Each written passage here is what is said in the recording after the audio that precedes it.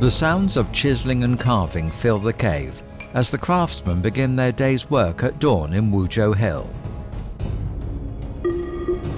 A 17-meter-high Buddha statue is completed in Cave 5, making it the largest in Yungang. The statue features delicate eyebrows, a high nose, upturned corners of the mouth, and a gentle and kindly smile. However, centuries later, an unusual discovery was made in Cave 5. The walls of the cave are filled with various small niches, but they seem quite disordered. They do not appear to have been part of any unified plan, and were installed over a number of different periods. 第五窟还有一个特殊的地方，就在南壁的西侧有一个单元，谁家有钱，我开辟这么一个地方，它不是国家开凿的，不是皇室开凿的，这个呢就是补上去的。 The same phenomenon has been observed in Cave 11 and several other caves from the mid to late period. What happened in these royal caves? And how did Yungang, once a royal project, fall into private hands, or even be left to waste away?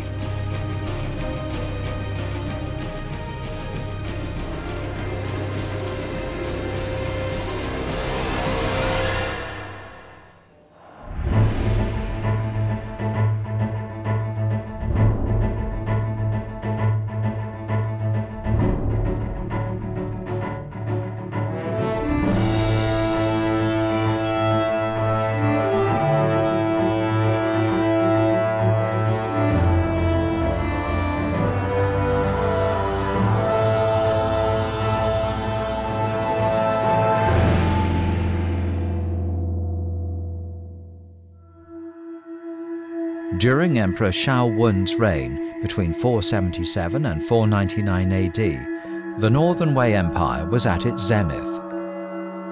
The northern regions were united, and the Rouran people, who had been a threat to the borders, were driven far away after a series of military campaigns. Reforms initiated by Emperor Shaowun and Empress Dowager Feng were progressing smoothly. At the same time, two significant caves, known today as Cave 5 and Cave 6, were being constructed at Yungang. Cave 5 was dedicated by Emperor Shaowun to his father, Emperor Xianwen, and it houses the largest Buddha statue in the Yungang Grottoes.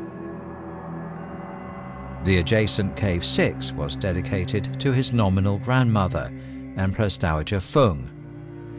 These two individuals, whose relationship had proved so fraught, were equally important to Emperor Shaowun. While Cave 5 is renowned for its grandeur, Cave 6 is celebrated for its exquisite beauty. Within Cave 6 there is not a single stone left uncarved.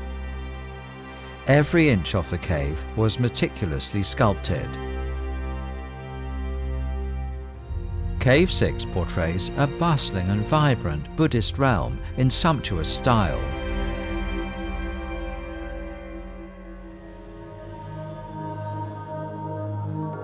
It is hailed as the most magnificent of the Yungang caves. Many regard it as the most beautiful, representing the peak of the Northern Wei stone carving art.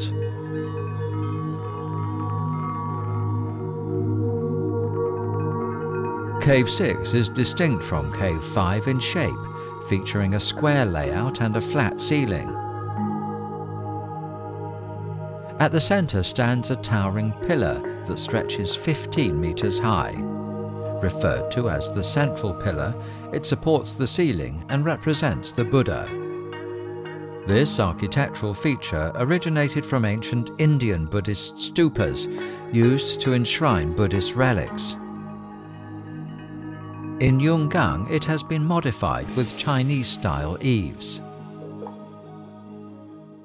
Cave 6 hosts more than 2,900 stone sculptures that primarily praise Buddha mothers for their benevolence and depicting Shakyamuni's path to Buddhahood. In particular, they highlight the mother's efforts to nurture the Buddhas. The various Buddhas on the four-sided central pillar are all preparing for the mother's appearance. Various Buddha mothers from Buddhist scriptures, including Sundi, Prajnaparamita and Mahamayuri, appear on the pillar to meet with their sons.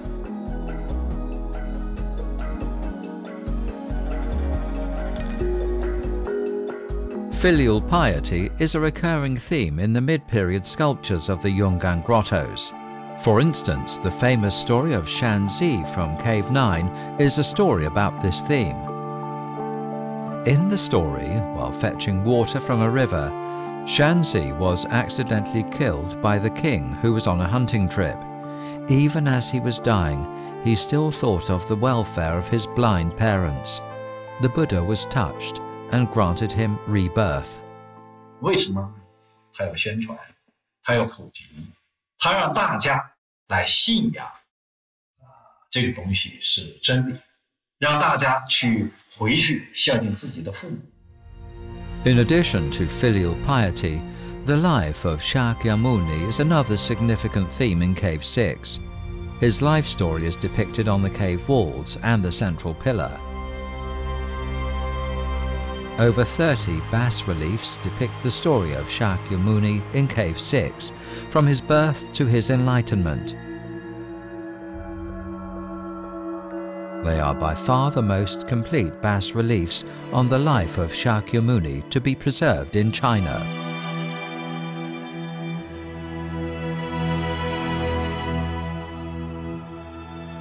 Shakyamuni's mother, Queen Mahamaya of Kapilavastu, dreamed of a white elephant before giving birth to Shakyamuni from her right side.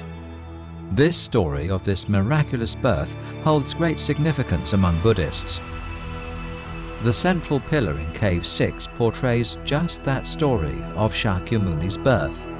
Mahamaya is depicted with her right hand grasping the branch of an Ashoka tree. Under her raised right arm, half of the baby is revealed. Her younger sister to her left steadies her, while the bodhisattva nearby looks exhilarated, hands crossed over her chest.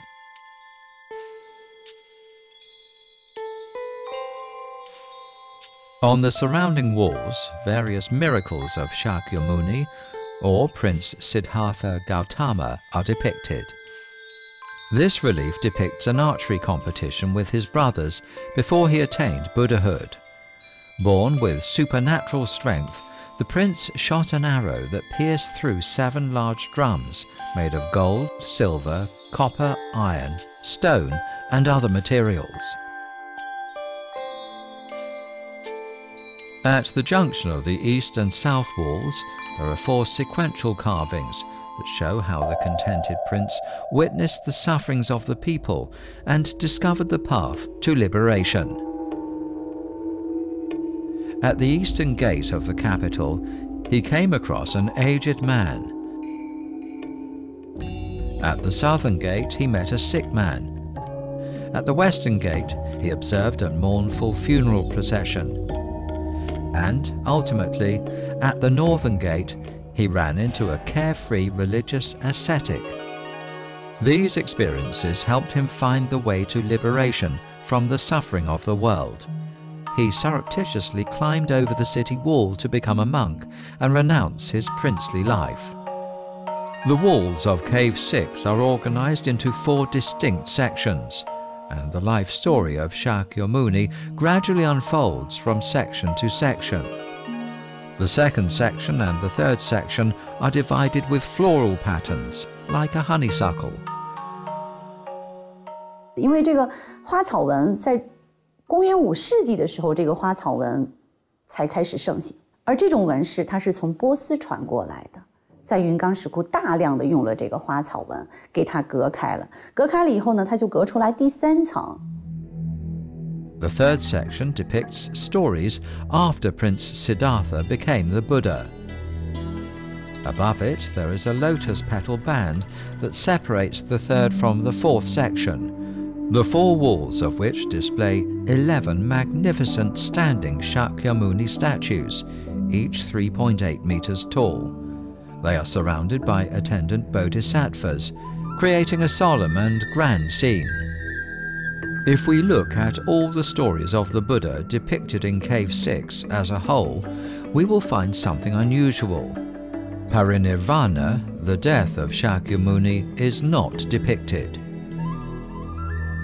Legend has it that Shakyamuni, after achieving enlightenment, fell seriously ill and passed away painlessly and peacefully under an Ashoka tree. How come such a significant event is missing from the story of the Buddha? The answer lies within the central pillar. 我们这个洞窟，我们说，从他的这个佛传的一生故事来讲，从他的这个丞相投胎，然后到他的这个腋下诞生，到他的后来出游四门，于成出家，然后鹿野苑讲法，成道了之后，鹿野苑讲法呀，什么这些佛传故事，一直上去就是没有涅槃像，这个很奇怪的，因为这一生的故事里头，涅槃是他非常重要的一个人生的一个片段。但是在我们六库里头没有涅槃。实际上，你看它这个设计太精妙了，整个绕行一圈，最后以这个塔来结束了这个故事。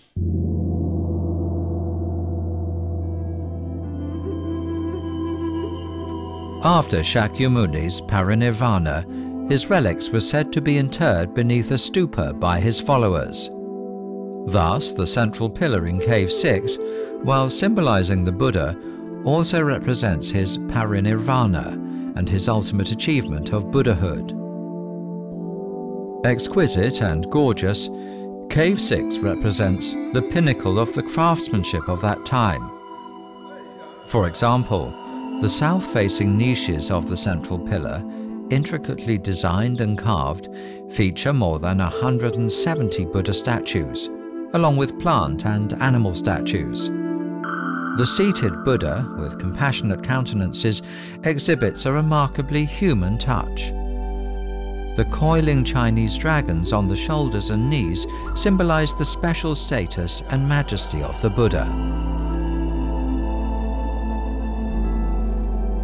Within a north-facing niche of the central pillar are two nearly identical seated Buddha statues side by side, known as the twin Buddhas, or Shakyamuni and Prabhutaratna seated side by side, a common theme during the mid-period of Yungang.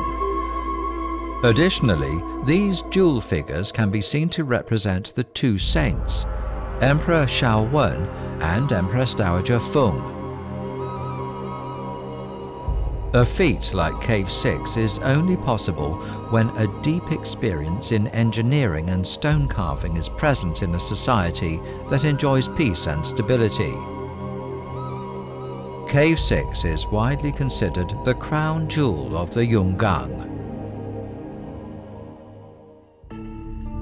Emperor Shaowen, the biggest patron of this cave, must have had mixed feelings toward Empress Dowager Feng, who had ruled over the Northern Wei with an iron fist.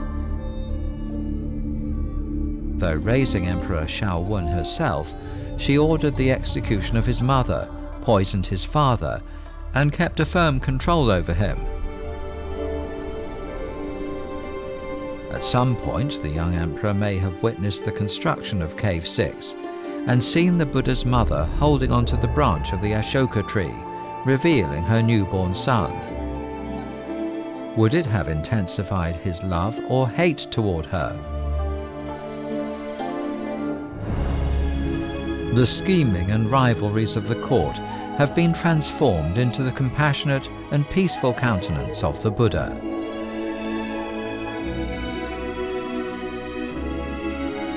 The cave can be seen as a window into the history of the Northern Wei.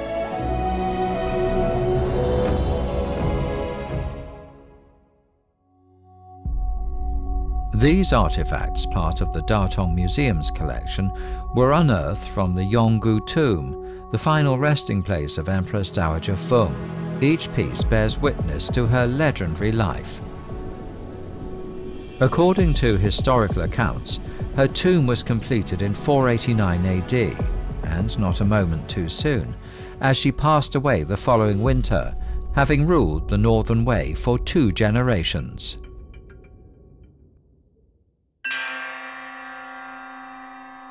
This stone archway is situated at the juncture of the antechamber and the rear passage of the Yonggu tomb at Fangshan Hill.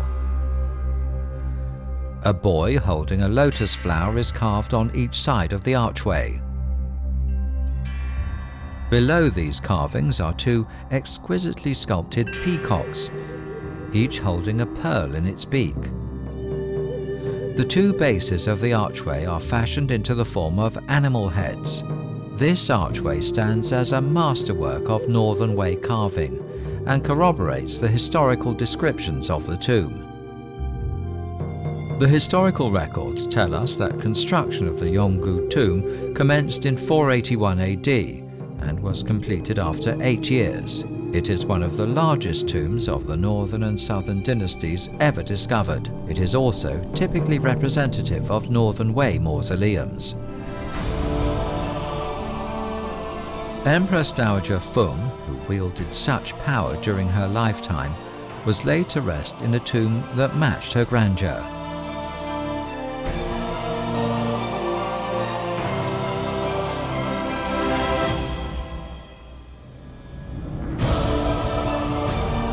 Emperor Shaowen, epitomizing filial piety, built himself the Wanlian Hall, a considerably more modest tomb just a kilometer north of the Yonggu tomb.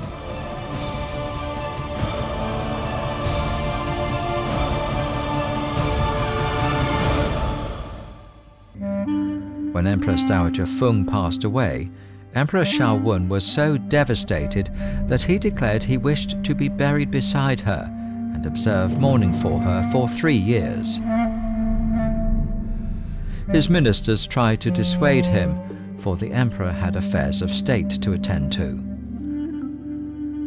洪太后死后，她那个守丧的这个规制就是孝文帝跟大臣反复争论，大臣要求缩短，他要求延长；大臣要求简单的，他要求更隆重，这样决定。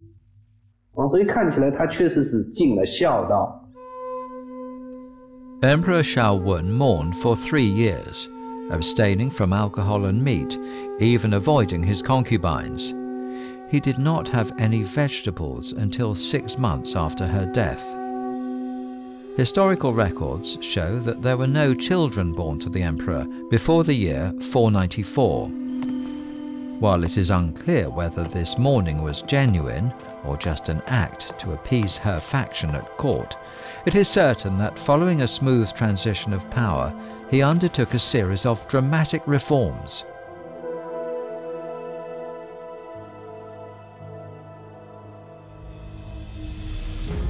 After the mourning period came to an end, Emperor Shaowen decided to launch an all-out military campaign against the southern dynasties. Since such campaigns against the southern dynasties were common at that time, nobody had guessed the true intention of Emperor Shaowen's move. To the east of Cave 5 lies a ravine, known locally as Long Wang Temple Ravine, named after a temple on the hill. To the east of the ravine is the eastern section of Yungang, where caves 1 to 4 lie, collectively known as the Eastern Four Caves. Specifically, caves 1 and 2 are located at the eastern edge of the Yungang Grottoes.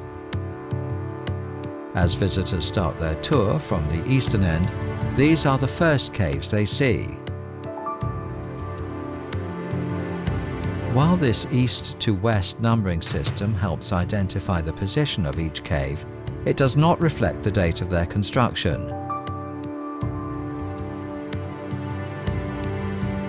In fact, caves 1 and 2 were carved relatively at a later period. They are adjacent to each other and share the same style. Both caves 1 and 2 feature a central pillar. In cave 1, the central pillar has 2 distinct levels, both of which were intricately carved to mimic wooden pavilion-style structures. This design reflects the seamless blend of Han culture with that of the Xianbei. The east and west walls of Cave 1 are adorned with carvings depicting Buddhist stories. However, most of these carvings have become severely eroded, with only the story of Shanxi discernible. The theme of filial piety in Cave 9 is also found in Cave 1. The central pillar in Cave 2 consists of 3 levels and is slightly larger than the one in Cave 1. However, it has been even more severely weathered. Though Cave 3 is situated in the eastern section of the Yungang Grottoes, it is not directly connected to Caves 1 and 2 at the eastern end. Visitors have to walk roughly 100 meters westward from Caves 1 and 2 to reach Cave 3. Spanning approximately 50 meters in width and with an exterior cliff 25 meters high, Cave 3 boasts a unique front wall.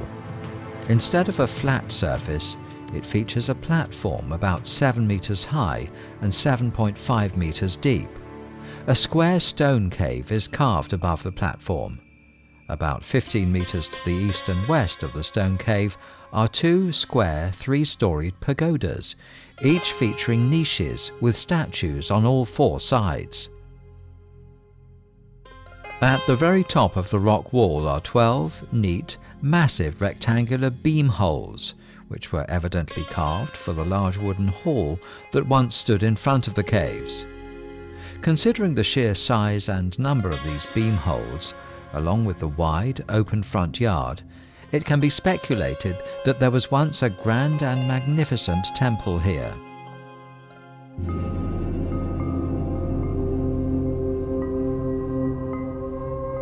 The Yungang Grottoes once had 10 temples, with Cave 3, known as Ling Yan Temple, reputedly being the grandest among them. For many years, people referred to the Yungang Grottoes as the Ling Yan Temple. Cave 3 spans more than 40 meters in width, about 15 meters in depth, and nearly 20 meters in height, making it not only the largest cave in the Yungang Grottoes, but also the largest Buddhist cave in China.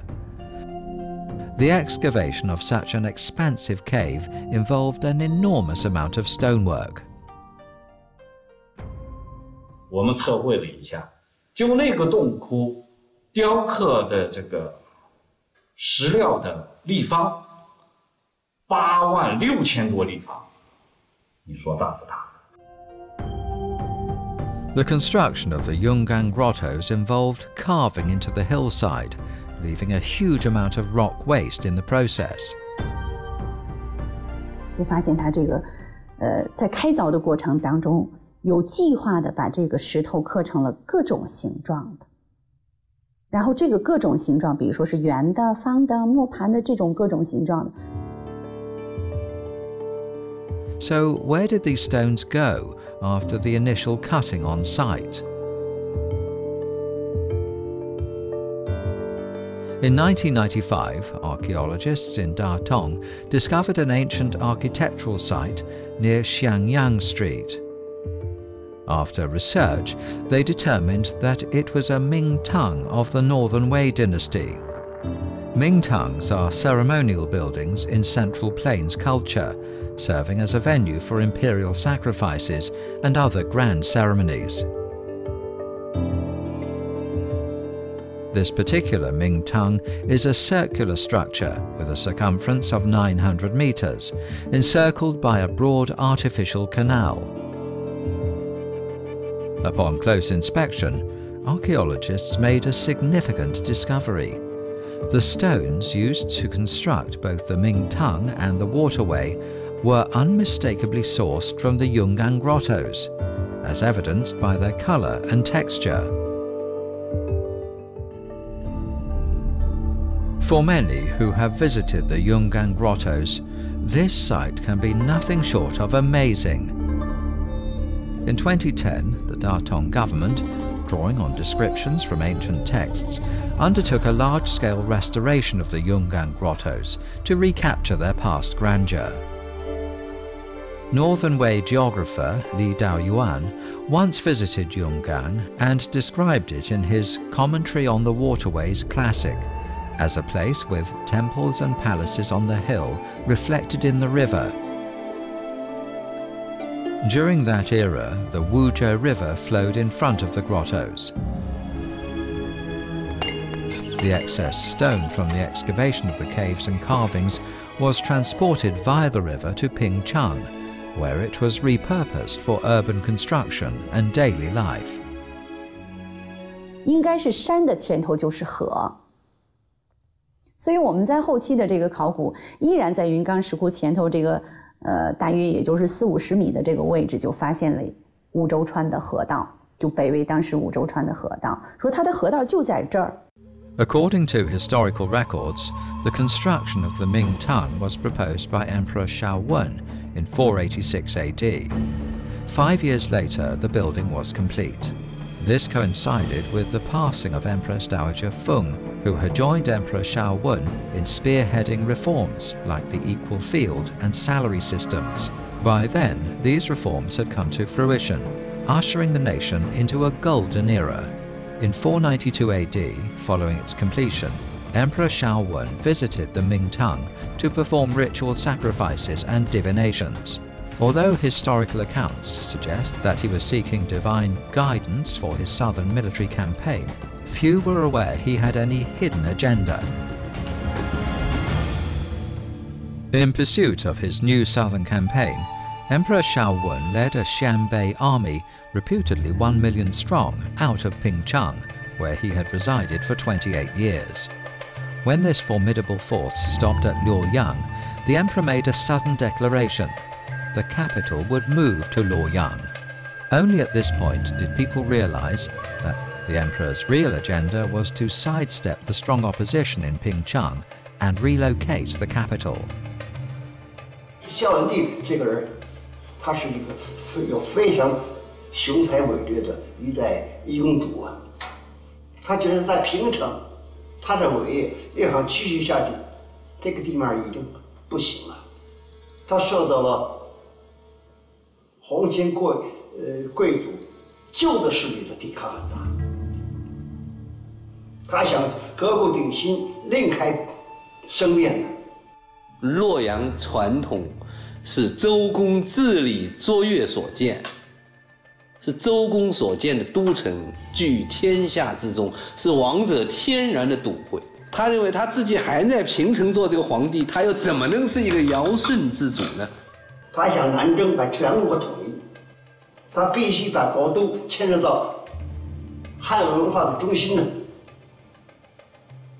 要更深入、更全面的一帮汉文化，依靠中原的力量，依靠南方的力量，成就他的伟业。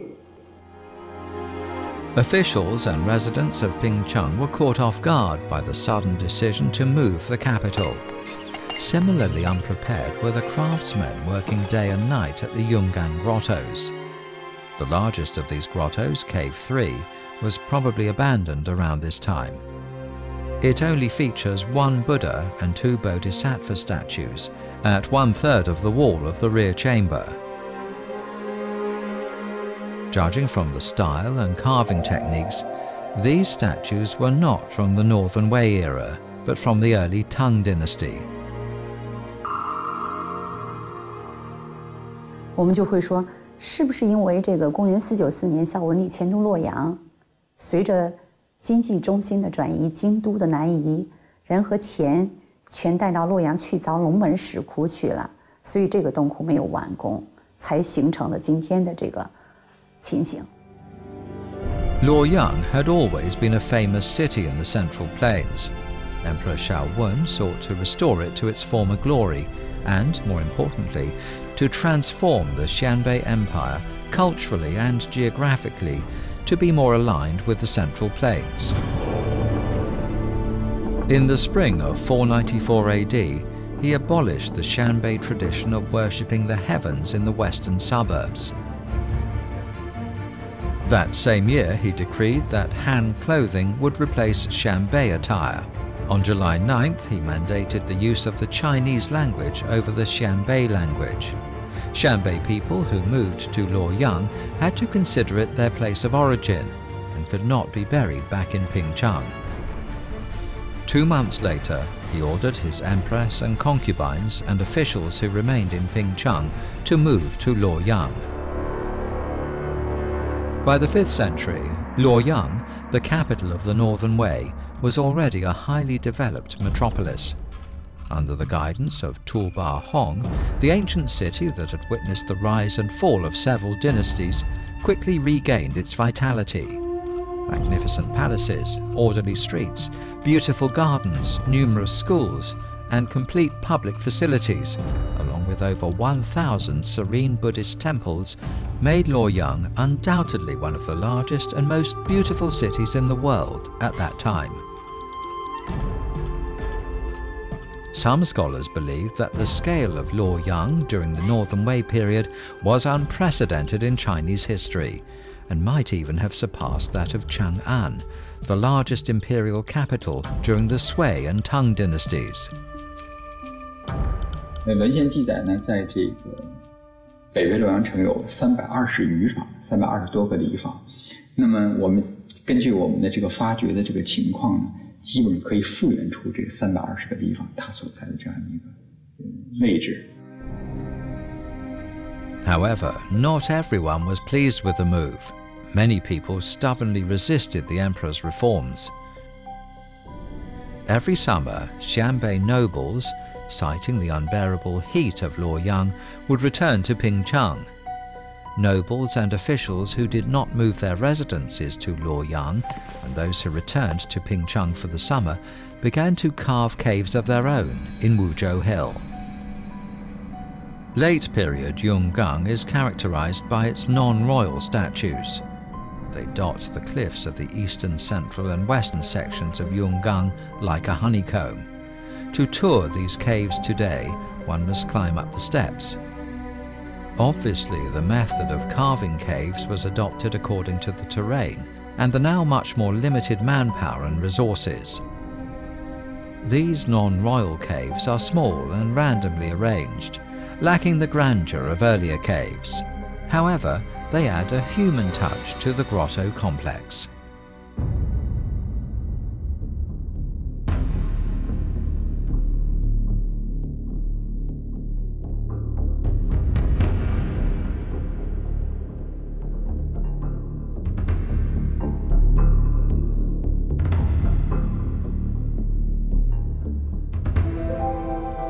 Cave 15 features over 13,000 Buddha statues neatly arranged on its 4 walls, hence the name 10,000 Buddha Cave. The late period Yungang caves exhibit a mixture of intricate and simple styles, often revealing hidden gems amidst the rough and unfinished. The celestial beings in Cave 30 stand out with their delicate faces and light movements, a highlight in the late period Yungang carving.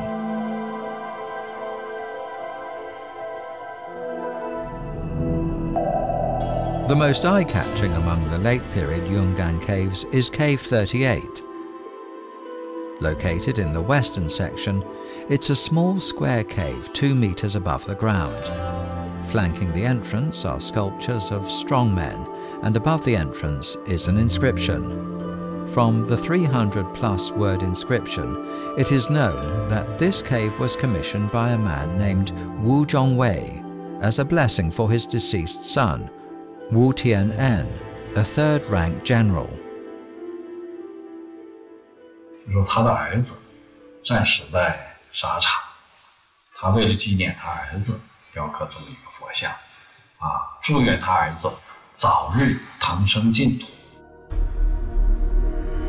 Inside Cave 38, the Buddha niche in the north wall also features Shakyamuni and Prabhudaratna seated side by side, both wearing monastic robes. 9 small seated Buddhas are carved inside the tympanum. The base of the niche displays 2 scenes of pole climbing, a form of acrobatics, in which performers lie or spin at the top of a pole, accompanied by secular music and dance. pole climbing is a common theme in the tombs of the Northern Wei dynasty.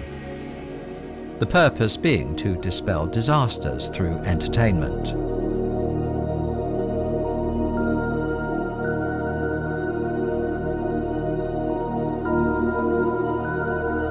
This Northern Wei acrobatic pottery figure in the Datong Museum is quite similar to the carvings in Cave 38.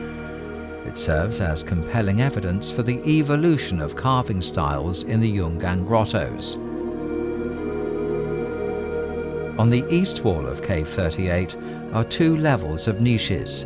The upper niche features Maitreya Bodhisattva with crossed legs, while the base of the niche depicts the donors and a music tree. Buddhist scriptures say this music tree produces 5 delicate harmonious tones when the wind blows through it.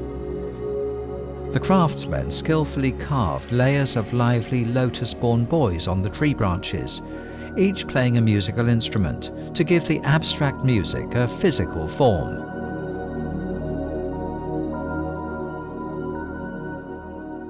On the southern wall of the cave, the entrance is flanked by 3 tiers of carved niches that tell stories of the Buddha. The lower tier features animals leaping through the mountains, along with 2 Buddha niches of different sizes at the base of the mountains. In the smaller niche, Ananda is seen meditating. Above him, the demon Mara takes the form of an eagle, diving down to disturb him. In the larger niche, the Buddha's right hand reaches through the stone wall to comfort Ananda, dispelling his fear. This also symbolizes that the father who commissioned the cave hopes that the Buddha could remove the fear his son felt at the time of his death. Cave 38 boasts diverse statue themes. Despite such a confined space, the statues are both simple and detailed at the same time, featuring clear themes and lifelike images. It showcases the artistic skill of the sculptors in the late Northern Wei period, who imbue the cave with such human emotions. It is not simply about worshipping the Buddha, but also about praying for the well-being of the deceased. 如果说是云冈早中期洞窟啊，是为国家为国而捐窟啊造像，为国而祈福，是注重的是一个政治性的一个意义啊。那么到了云冈晚期，以第38窟为代表的这样一个洞窟啊，才体现出佛教对人的关怀。 While some resisted the emperor's reforms, years of cultural integration had changed everything in a subtle way. 13 kilometers south of Luoyang, the winding Yihe River flows northwards. The world-famous Yungang Grottoes are carved into the cliffs on both sides of the river. Though most were excavated during the Tang dynasty, the initial contributions from the Northern Wei dynasty cannot be overlooked. It was they that established an artistic philosophy here. Guyang Cave is among the first batch of caves of Longmen.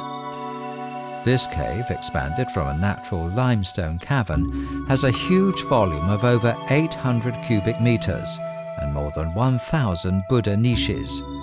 It houses the most statues ever commissioned by the royal family and nobility of the Northern Wei.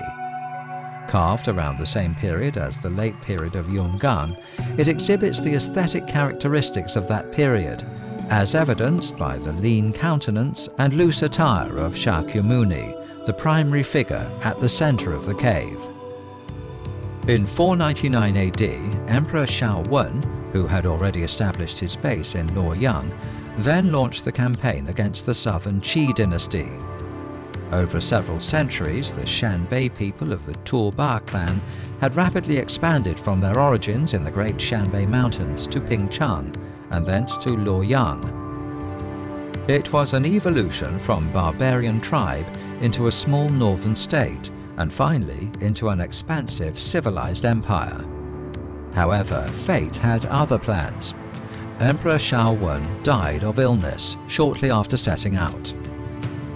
10 kilometers north of Luoyang, in the fields at the foot of Mangshan Mountain, stands a large mound known as the Changling Mausoleum, the final resting place of Emperor Shaowun.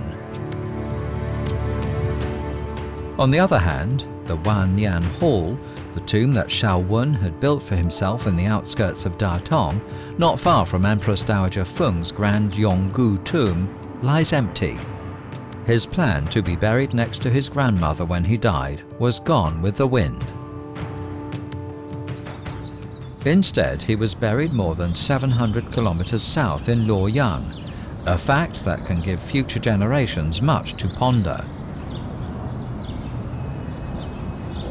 Regardless of the complex feelings the emperor might have had toward his grandmother, he had no objections to her governing strategies. If anything, he was even more radical than her. Her death gave him the full reins of power, allowing him to realize his ambitions. The fusion of Shanbei and Han cultures was completed under his rule. Even after his death, sporadic excavations were still made at Wuzhou Hill.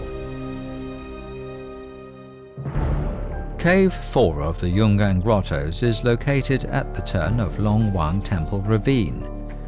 Even from the outside, it is evident that this cave is incomplete. The entrance has yet to be carved, and although the interior has been excavated and the statues are mostly finished, they lack detailed embellishments.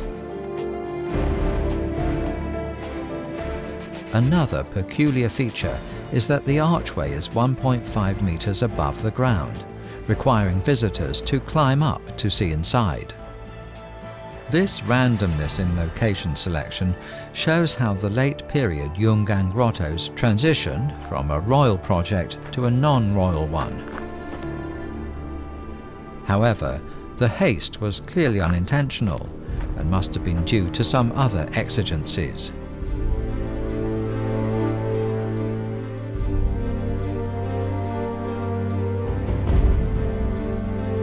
Cave 4 is quite small, with a thin ceiling and severely weathered statues.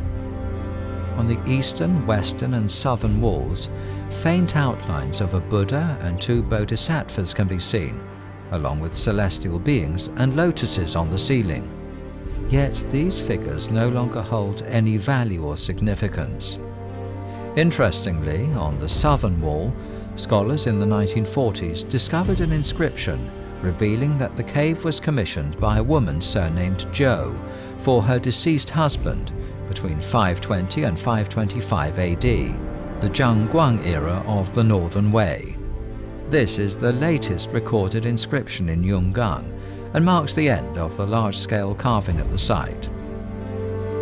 It also aligns with catalogue of Buddhist scriptures in the Great Tang and Jin dynasty steles, which state that Yungang ended during Zhangguang.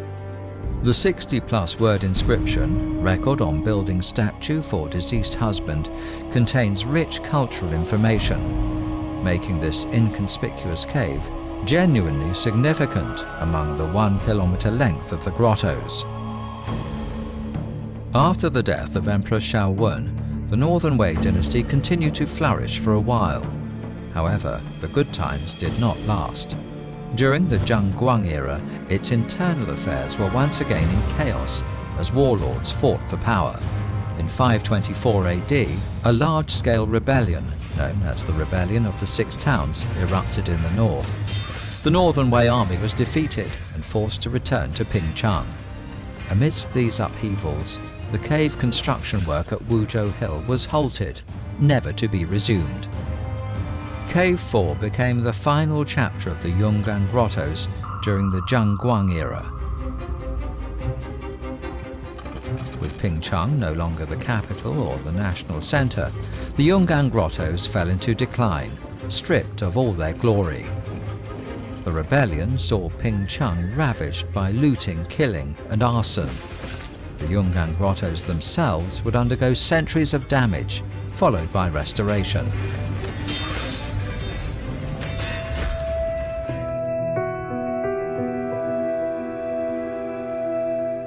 In times of peace, people would sculpt and decorate the divine figures with deep devotion. In times of turbulence, however, the grottos suffered from theft and damage, as well as annual flooding and erosion.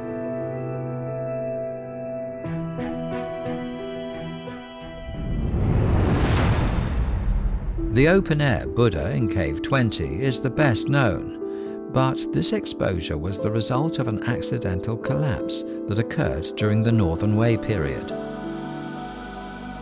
The collapse destroyed the standing Buddha statue on its west wall and left the main Buddha statue exposed. In 1992, archaeologists found fragments of the destroyed statue, and the task of reconstructing it fell upon Yun Xiaozhong.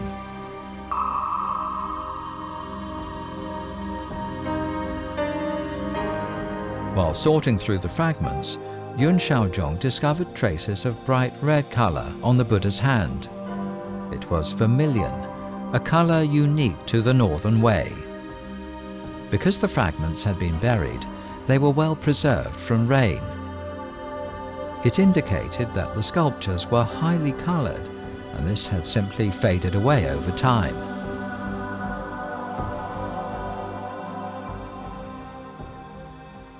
它是一个是它外壁除了这个立佛、千佛都有涂色，就是有可能它的造像上面都涂过色，而且这个千佛还有镀金，还有金箔，这有可能就是下一步的工程，就是和这个当初的开窟不是同步的，就是开完窟之后，就是又 或者是北魏，或者是辽金的时候，又再次装峦的时候，贴的金，上的彩，但是咱们这个西地佛上面的这个色彩，是坍塌时候就带下来的，坍塌的时间在北魏，那么这个颜色呢，它肯定是北魏当时就上了，开凿了佛像之后，它就上了彩了。 Yun Xiaozhong imagines how splendid the original Yungang Grottoes must have been, filled with coloured and gilded sculptures. Though the past grandeur is gone, the remaining stone figures are still captivating. The ambitious Xianbei people migrated from the grassland to Pingchang and unified northern China. With a spirit of inclusiveness, they embraced various ethnic cultures and carved thousands of splendid Buddha sculptures on the hills. Their works showcase the evolution of Buddhist art from Gandhara to China. Behind it is the drastic transformation of the Xianbei clan from a nomadic to a settled agrarian life, thereby establishing its own culture. This transformation is like a bridge, leading ancient Chinese society on to reach its zenith during the Tang dynasty. Yungang serves as a constant reference point, guiding people to explore the history of the Northern Wei, a dynasty full of faith and passion, a dynasty that carved its name forever in the stone of the Yungang.